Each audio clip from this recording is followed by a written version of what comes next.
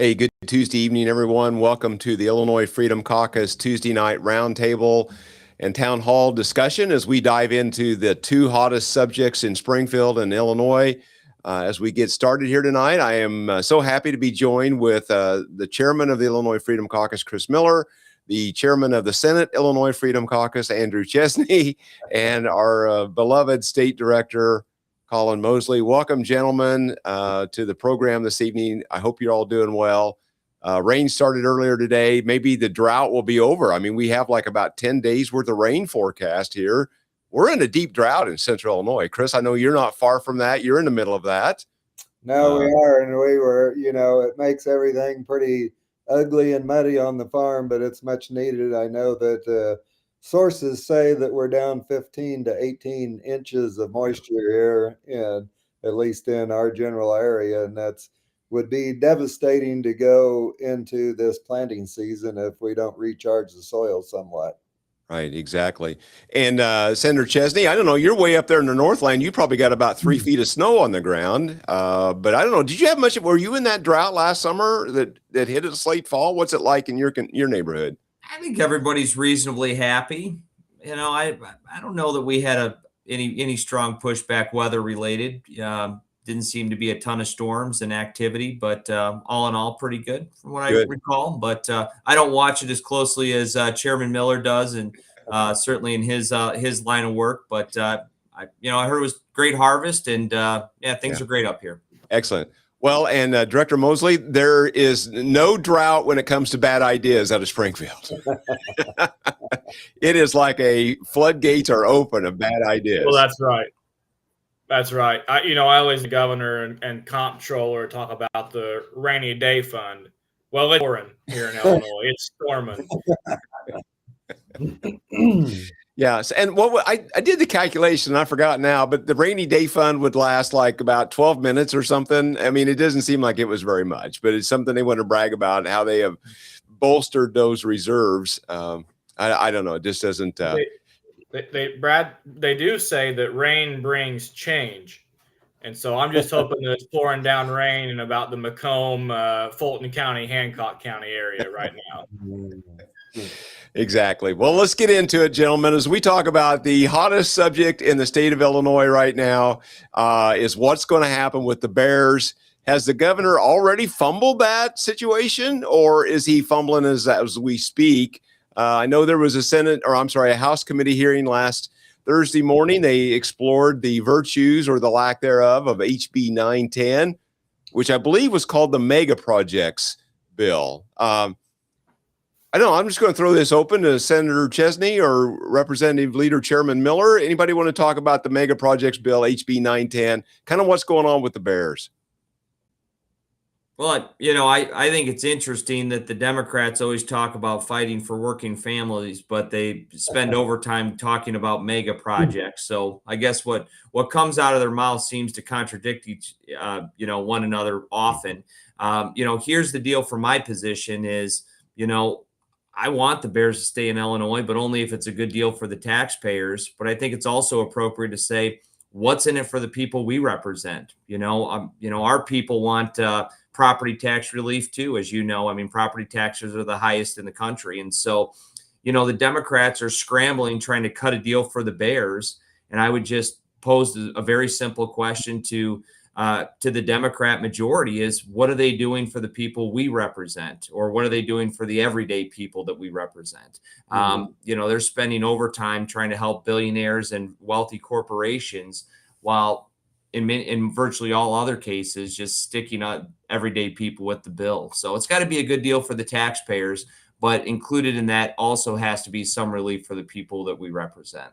Right, exactly. Well, it's interesting. I'm getting email here. So I'm 3.5 hours plus or minus south of the city, south of Arlington Heights. I'm getting email in opposition to the Bears moving to Arlington Heights because of the property tax situation. And I guess it's really a foregone conclusion. They're leaving the city, right? They're leaving the city. They're going to go somewhere. It's either going to be this Arlington Heights or over to Hammond, Indiana.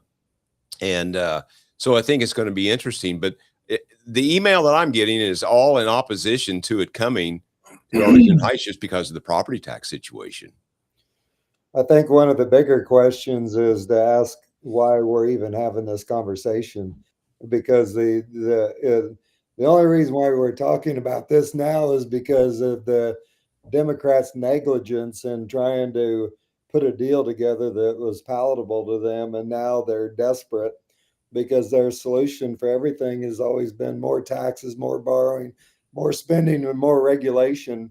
And life gets better at all points of the compass from Illinois, and just moving across to Indiana, just a few miles from where Soldier Field is now.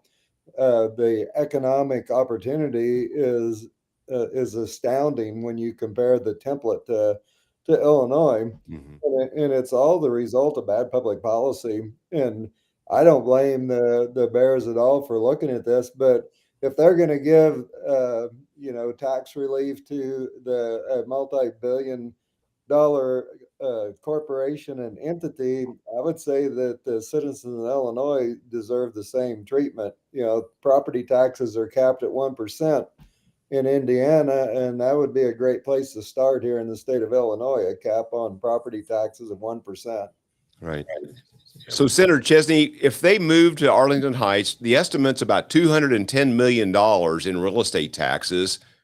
But if they move to Indiana, there's zero real estate taxes because the state of Indiana, the legislation that they passed and signed into law late last week, they would own the stadium and it would be financed in a completely different way. How do you see it there from your end? Well, what I see is Indiana is able to pass an agreement with unanimous agreement in both legislatures because they have property tax caps for everyday people. And so everyday people look at their property tax bills in Indiana and it's very reasonable. And they're able to reach agreement because of that reasonability. The issue that we have in Illinois is the Democrats are likely to pass some property tax abatement, freeze, reallocation that is going to significantly lower their property tax liability, perhaps at zero, maybe it's close to zero or effectively zero, or maybe it's a few $1 million, but relative to the cost of the building, it's not much. However, everyday people are going to still get screwed. And so we're just saying, where's the relief for us? Us meaning our constituencies. So I think that's really, I think the most revealing part of this is where the priorities lie in the Democrat majorities. They are spending overtime trying to cut a property tax deal for a rich corporation and doing nothing in Harvey, where their property tax rates are through the roof, doing nothing in Rockford, which is where I represent, highest property tax rates in our region, through the roof. And they're doing nothing in Southern Illinois, same problem. And so, yeah, they'll cut a deal. It's just going to screw everybody else. Right, exactly. Well, I mean, so they're also, to your point, I mean, they're freezing the value of the property at pre-development levels. That's right. So a small business in Central or Southern or anywhere else, let's say, it's impossible today for a mom and pop to pop up a building and operate. And what's frustrating about this is, mom and pop couldn't go spring up a little cafe in the middle of a town somewhere without their property taxes skyrocketing to post-development rates. But the Chicago Bears, $1 billion corporation, is going to get their piece of land frozen at what it's worth, undeveloped. That's what's backwards about this. And I get it, right? The Chicago Bears are $1 billion jobs, revenue, but don't tell me we couldn't do something for small business too as part of this to make it, because right now it continues the narrative in Illinois that we don't care about the middle class. We don't care about small businesses. Unless you're a billionaire corporation, we're not going to help you. That's what this bill says. Right. Well, I think it's another glaring example of Illinois' misplaced priorities. We spent $500 million on the Chinese Communist battery plant in Goshen. We're spending hundreds of millions of dollars worth of tax credits on the Rivian auto manufacturer there in Bloomington Normal that continues to lose $35,000 to $40,000 for every vehicle that they produce. I mean, it's just the whole Green New Deal fantasy that the governor and most of the majority party want to live in. And it's like, okay, so when it comes time for something that's really important like this, they don't have any money. They don't have anywhere to go. And it's amazing, right, that how the governor is all about raising taxes until he sees that it's needed to incentivize somebody to stick around. Why can't they see that overtaxation is the problem, and that, trying to alleviate taxes makes it better? I'm just kind of confused about that. Well, the problem is they live in fantasy land, and in this pretend culture where they live in a non-reality when they think men can be women and men can nurse a baby, and they don't know the difference between a man and a woman, et cetera, et cetera, et cetera. The hits go on and on. And as you mentioned, the green fantasy, they live in a pretend culture where they think that they can actually by magic produce energy to fill our grid, and all it is it's industrial suicide is what they're doing with all the fantasies that they live in, is particularly the green scam. Right. Yeah. Gentlemen, let's bring this to a close. Senator Chesney and then Colin, any closing thoughts on this slide before we move to the next one? You're starting a barber shop and the government wants to give you a deal. They should get a deal if the Bears get a deal. Everyday businesses should be able to get a deal if the Bears get a deal. Exactly. And if the everyday businesses can't get a deal, the Bears shouldn't get a deal. Yep. That's my view. Something tells me that the new dome is not going to run solar panels and windmills. Well put, Colin. Hey, maybe they should tell the Bears to bring their own power. There you go. There you go. All right. So the next hottest subject in Illinois is the primary. We're just 2 weeks out. Hottest race in Illinois is over in the 94th House. Josh Higgins is taking on multi-term incumbent Noreen Hammond. Gentlemen, I'm just going to throw this open about these two different races. One all the way extreme southern Illinois, Harold Visser in the 118th. That's an open seat. Anyhow, Chris or Andrew, whoever wants to start this conversation up. You can prime the pump, Andrew. Well, generally, when I'll speak for the Higgins race. So the Higgins race is, of course, against 16-year incumbent Noreen Hammond. And I can generally tell you, here's the reason you get primaries. You get primaries when you campaign in your very first race, and that doesn't match your voting record. So when you're out there campaigning your very first time and you're talking about taking on the fight in Springfield and your conservative values and how you're going to have everybody's back, and when that voting record doesn't match the first way you campaign, people start to get upset. And when you take a look at the voting record, not nothing personal, but just the voting record does not reflect the district. And when the voting record does not reflect the district, and it's different of what you originally said, people have an issue with that. And I think that's what you're seeing in the 94th House race is you have a responsibility as an elected official to not only represent your district, but you can talk tough in your district, which is fine, but just make sure that the votes follow that toughness. And I would argue that Noreen Hammond says one thing in her district and comes to Springfield and does something different, which is why you're seeing the opposition and somebody wanting to take a shot at this race, because this doesn't end. I mean, I hope Josh Higgins wins. I think he's probably going to win. But if he's not successful, Noreen Hammond gets a primary in 2 more years. This doesn't stop because her voting record does not reflect the district. And that's the reason that you're seeing Josh Higgins step into the race. And that's like while you're likely to see Josh Higgins win the race. Yeah. Let's go to Chairman Miller and then to Colin to close out the thoughts on this slide. No, that's an excellent point that you bring up there, Senator Chesney, Leader Chesney, because I know that we're pretty cautious about entering into the primary scene just because. But I thought that this was a no-brainer when we vetted Josh Higgins and when we vetted Harold Visser.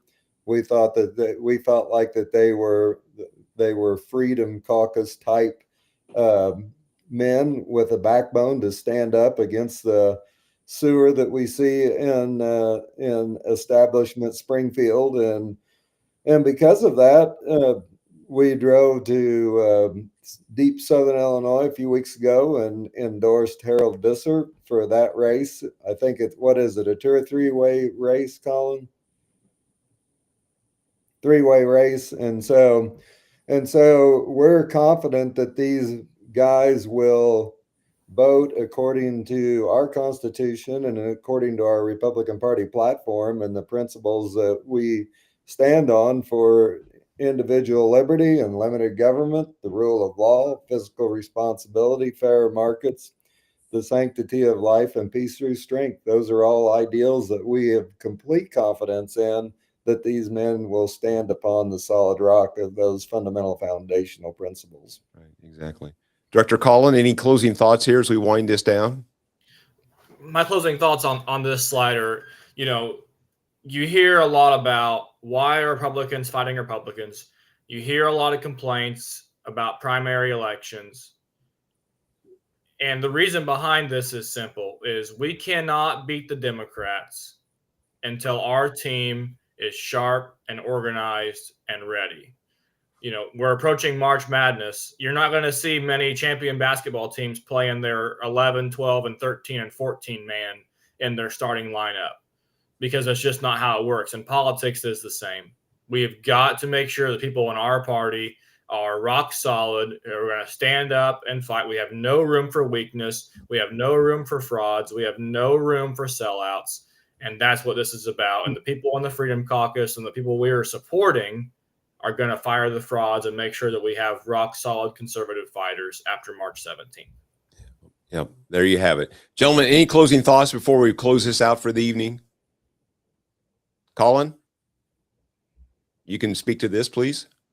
Yeah. Hey, this is where you'll find us. Follow our Substack, check out our website, social media. We're producing content all the time. We're in session, election season. So if you would just, always like, share, subscribe to our content. We're trying to do the best we can to inform you guys of what's going on in your state government. Exactly. And gentlemen, unless there's anything else, we'll say good evening. I have one other thing, is that on March the 14th, I know that myself and Congresswoman Miller and Leader Vice Chairman Blaine Willauer, at least us three, are going to be in the 94th District doing a victory tour, encouraging people to get out to vote. And so if you want to come and join us there, I'm sure there'll be more information as we go along to the times and the places that we're going to be throughout the 94th District. But it's going to be a great day and a great event. Yeah. 1 week from this Saturday on the 14th in West Central Illinois. So, yep. Senator Chesney, any closing thoughts? And then we're going to wrap up for the evening. I just appreciate everybody's time. We want to make sure that what we tell you matches our voting record, and we want to elect people that will do the same in Springfield. And it's nothing more simple than that. It's not personal. We just want voting records to match what they talk, how they talk. That's all. Exactly. We got 94% with us here today. 92%. 92%. 92%. Thank you for noticing that there, Chairman Leader Miller. Well, that's not hard to it's hard to get that record. It's hard to get that record. It's hard to maintain that. Yeah. So anyhow, yeah. All right. With that, Director Mosley, if you'll close us out for the evening, we'll say good evening, and we'll talk to you real soon.